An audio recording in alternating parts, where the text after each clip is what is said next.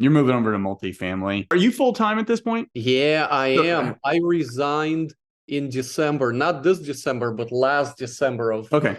2 years ago almost. How Yeah. did you come to that decision of after so long being in corporate America, getting that steady paycheck? How did you within your family, like with your wife and those conversations, and also in your own head, be like, this is it. I'm going. I'm jumping in the deep Yeah, end. my wife was actually very encouraging and behind me 100%. I'm without her, I wouldn't be here. We wouldn't be here. But what really changed, she was like, "You got just resign." But I was afraid. It's just pure fear. And then because the fear of unknown, maybe it was just different factors. But like I mentioned, if you on a disc personality test, I'm a green, so I'm a safe person. I Mhm. want to know where my next check is coming from.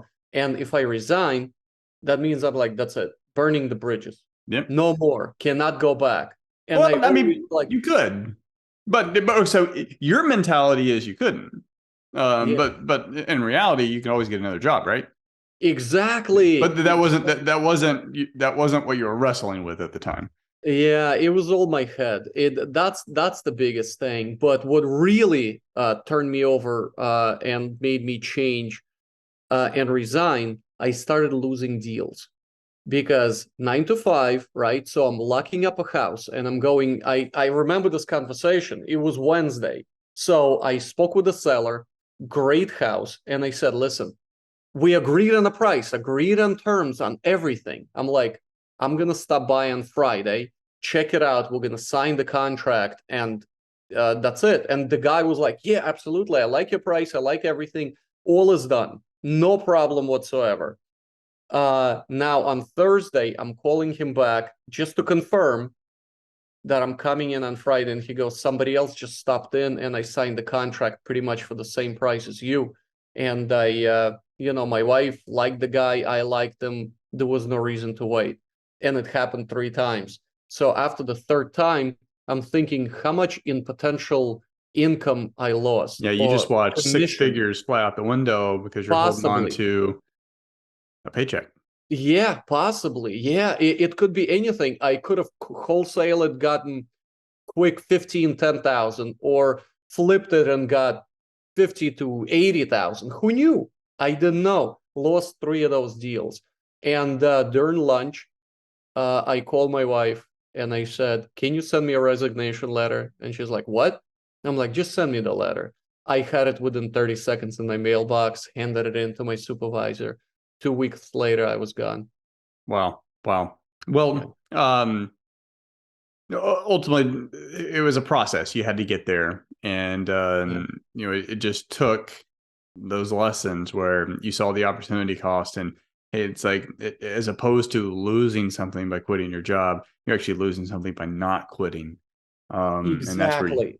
I couldn't put two and two together. And a lot of people said, I read Kiyosaki's book, Rich Dad Poor Dad, and it opened their eyes and stuff like that, and everything clicked into place. I read the book too.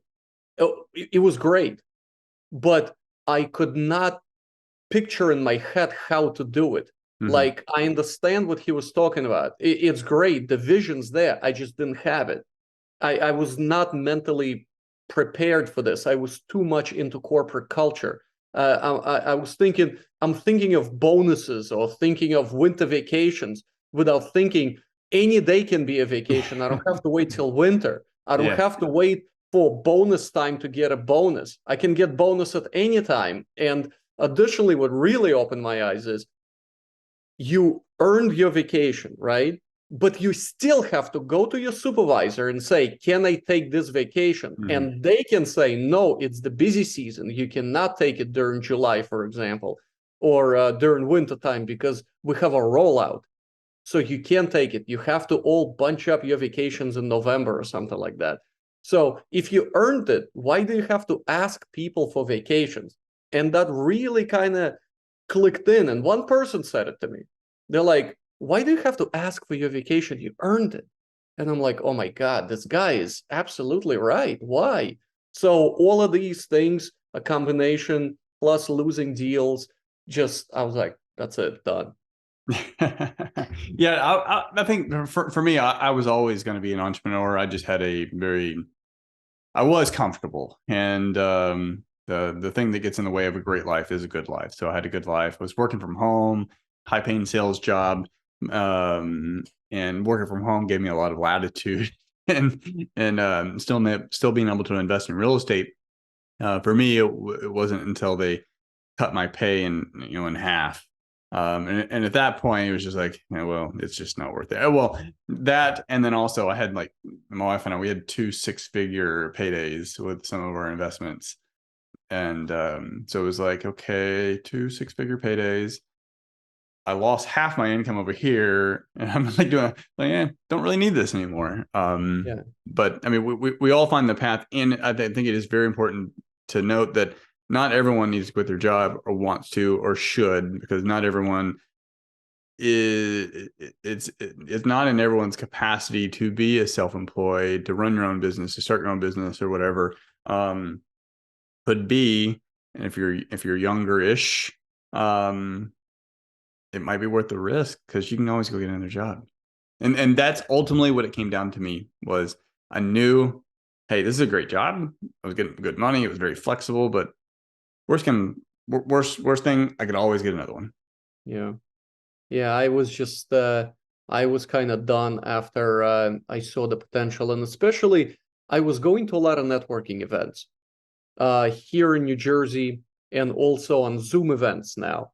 So I was on Zoom calls all the time, and all that energy got rubbed off on me from other investors, from other syndicators, from other realtors even, because I see them driving up and down the road at any time, and I'm like, well, I have to be stuck in the office. I didn't want to do that anymore because Yeah. I tasted it, Yeah. right? I saw it already, and I'm like, Yeah. let me try something else. Yeah. You felt handicapped and I want to get free. did, but like I said, without my wife, I wouldn't be able to do this, and her support means absolutely everything. She pushed me towards this, and I'm so glad she was persistent enough for 6 months to push me towards this thing. She tried to find my pain point. Like when you're a flipper, you're trying to find seller's pain point. It's the same thing here.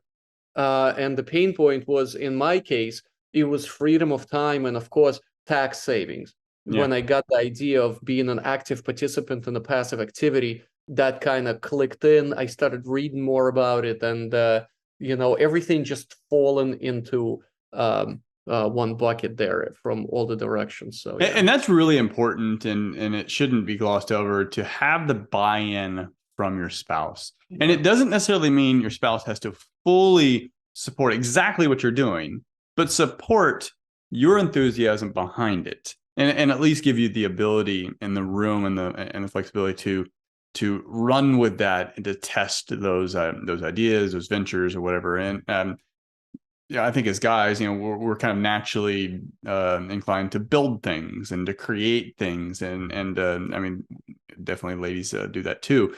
But so it's definitely very good that she was very supportive in you doing this specific thing. But even if your spouse is maybe a little bit more cautious, so my wife, she was a little bit more cautious. She is not entrepreneurial at all. She's very safe, very steady, comfortable. But she was willing to support me behind my ventures. And then she even went along with me. And then she realized, oh, well, this thing actually works. And then started working in the business and whatnot. So I think that's important.